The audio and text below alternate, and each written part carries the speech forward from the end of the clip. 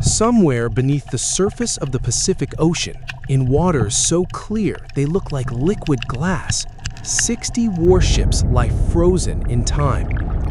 Their hulls are covered in coral. Their cargo holds still cradle the weapons, the fuel, the food, even the bones of the men who went down with them in a single catastrophic morning. Nobody moved them. Nobody salvaged them. They simply sank, and the world forgot they were there. Until divers found them. What they discovered in the waters of Truk Lagoon was not just a shipwreck, it was a graveyard, the largest, most intact underwater battlefield on the face of the Earth. Fighters still loaded in the bellies of submerged aircraft carriers, gas masks stacked neatly in flooded cargo rooms, human skulls resting in the silt beside military boots still laced.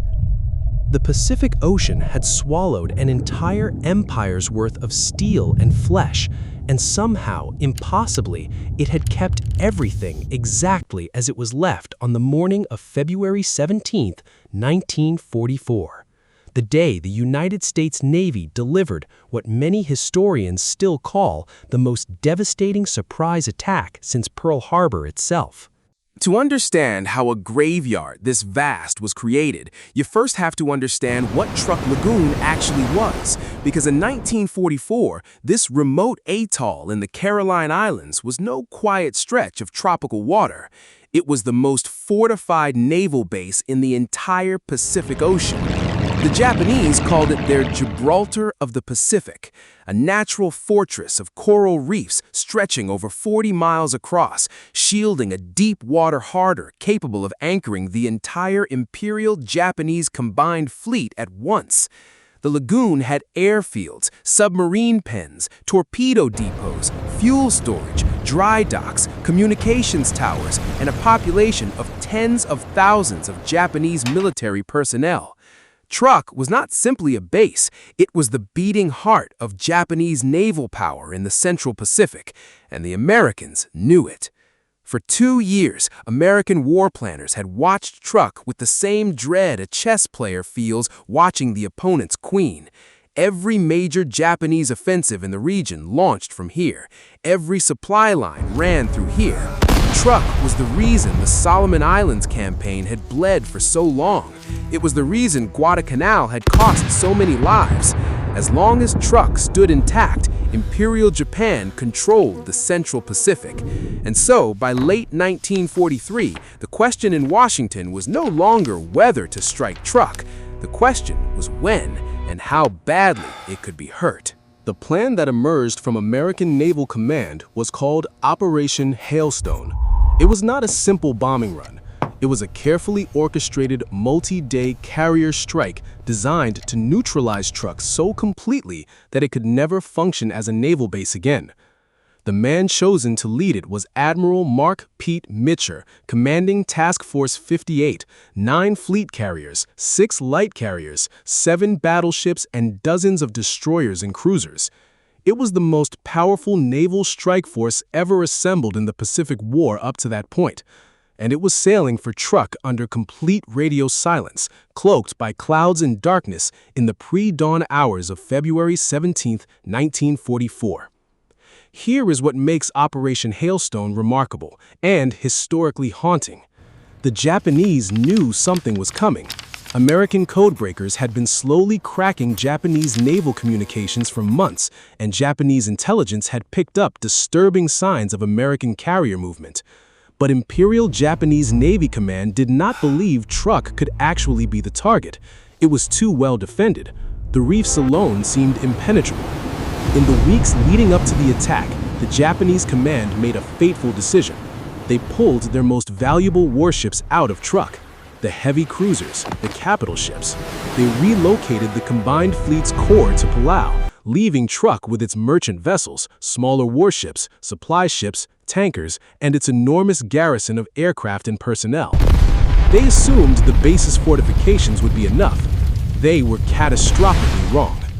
The first American fighter sweep arrived at dawn. 72 Hellcat fighter aircraft came in from the northeast, streaking low over the horizon before the Japanese radar operators could fully process what they were seeing. Within minutes, the skies above Truk Lagoon became a war zone. Japanese Zeros scrambled from the airfields in desperate, scattered attempts to intercept, but they were outnumbered, caught off guard, and facing a new generation of American fighter pilots who had spent the previous year training specifically to destroy them. The aerial battle above the lagoon was ferocious but brief. By the time the sun had fully cleared the horizon, American aircraft held the skies of Truk completely and utterly. Then the bombers came.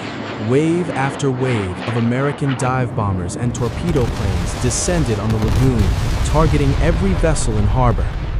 The Japanese ships had nowhere to run. The coral reefs that had always been Truk's greatest defensive asset became its prison. Ships tried to escape through the narrow channels. Some were sunk before they reached open water. Others were caught broadside by torpedo strikes and rolled onto their sides, spilling crew into burning water. Fuel tankers exploded in columns of black smoke, visible for 30 miles. Ammunition ships detonated in catastrophic secondary explosions that sent shockwaves across the entire lagoon. The attack lasted 2 full days, February 17th and 18th, with wave after wave of aircraft cycling from the carrier decks of Task Force 58.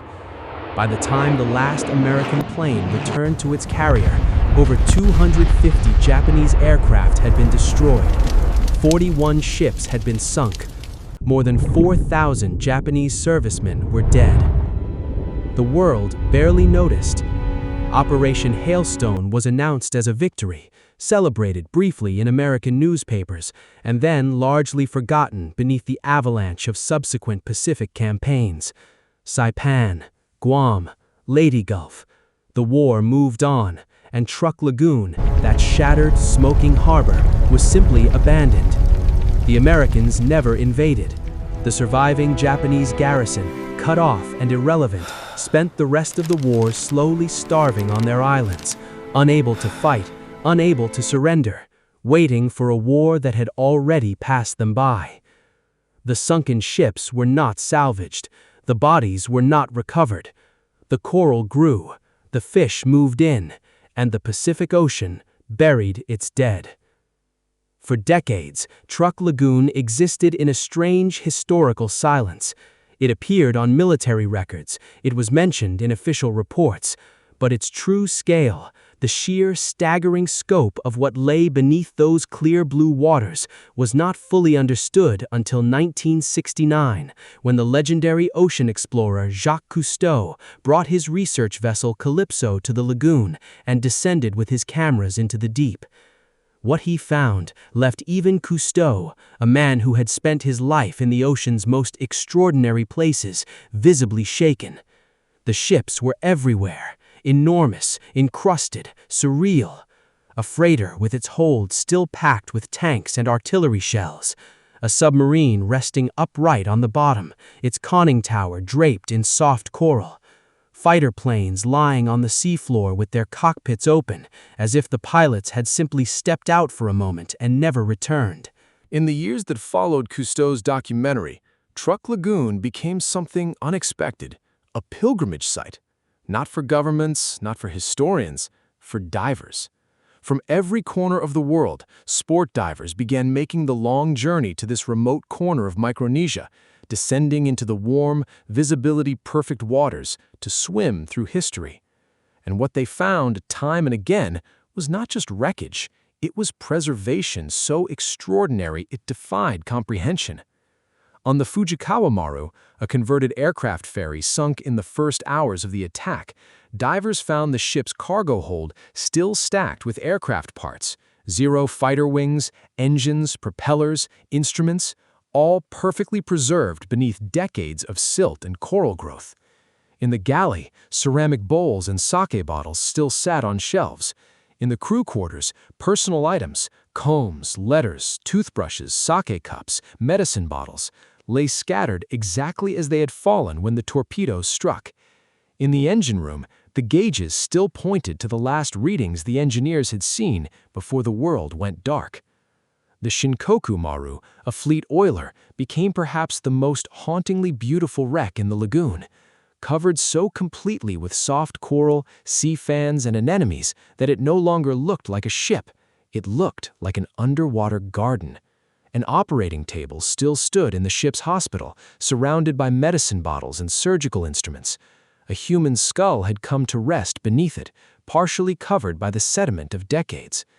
The ocean had turned a place of death into something heartbreakingly alive. But beneath the beauty, something darker has always lingered in Truk Lagoon, something that governments have spent decades trying not to discuss too loudly. Because many of those sunken ships, particularly the oil tankers and the military cargo vessels, are not simply historical artifacts. They are ticking environmental catastrophes, slowly rusting through, their cargo holds still laden with aviation fuel, diesel oil, and lubricants that have been sitting, largely contained, on the seafloor since 1944.